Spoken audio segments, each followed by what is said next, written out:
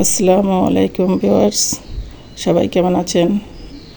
আশা করি সবাই খুব ভালো আছেন। আমি আলহামদুলিল্লাহ ভালো আছি। এখন কিন্তু আমের মৌসুম, কাঁচা আম পাকা আম সবই বাজারে চলে আসছে।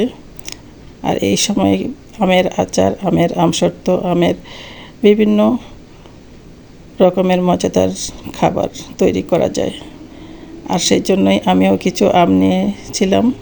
এটা হচ্ছে আমার বাবার বাড়ির গাছের আম, গাছ থেকে সদ্য পেড়ে নিয়ে আসা একেবারে তাজা টাটকা আমগুলো। দেখুন, দেখতেই কত ভালো লাগছে, ডাল সহ একেবারে পেড়ে পেড়ে নিয়ে আসছি। বাবার বাড়ির গাছের আমগুলো বরাবরই খুব মিষ্টি হয়, কিন্তু কাঁচা আম পেড়ে এভাবে আচার দেওয়ার জন্য এবং আমসত্ত্ব দেওয়ার জন্যই নিয়ে আসা হয়েছে। দেখুন কতগুলো আম ফেটেও গিয়েছে। তো যাই হোক, আমের আমসত্ত্ব সবাই খুব পছন্দ করে, আমিও পছন্দ করি। আম দিয়ে মোরব্বা তৈরি করা যায়, আচার তৈরি করা যায়, জেলি তৈরি করা যায়, কত রকমের খাবার, খুবই টেস্টি।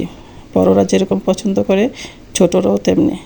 দেখুন, আমিও সেভাবেই আমসত্ত্ব তৈরি করেছি। এই আমসত্ত্বগুলো একেবারে হাইজেনিক মেনটেন করে তৈরি করা হয়েছে, কারণ পরিবারের সবাই সুস্বাস্থ্যের কথা চিন্তা করেই, এবং সবাই যাতে পছন্দ করে মজা করে খায়, দেখতে ভালো লাগে। আর তৈরি করে দিলে যেহেতু সবাই পছন্দ করে, সেই জন্য নিজে থেকে ইচ্ছে করে একটু তৈরি করি সবার পছন্দের খাবার। দেখুন, আমি সুন্দর করে আমটাকে কেটে ধুয়ে পরিষ্কার করে একটু সিদ্ধ দিয়ে ব্লেন্ডার করে নিয়েছিলাম। তারপরে মশলা দিয়ে জাল করে রোদে দিয়ে শুকিয়েছি।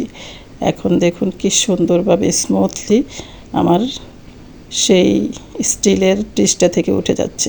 একদম অর্গানিক এবং খুবই টেস্টি হয়েছে আমের আচার, আমের এই আমসত্ত্বটুকু দেখতেই কত ভালো লাগছে।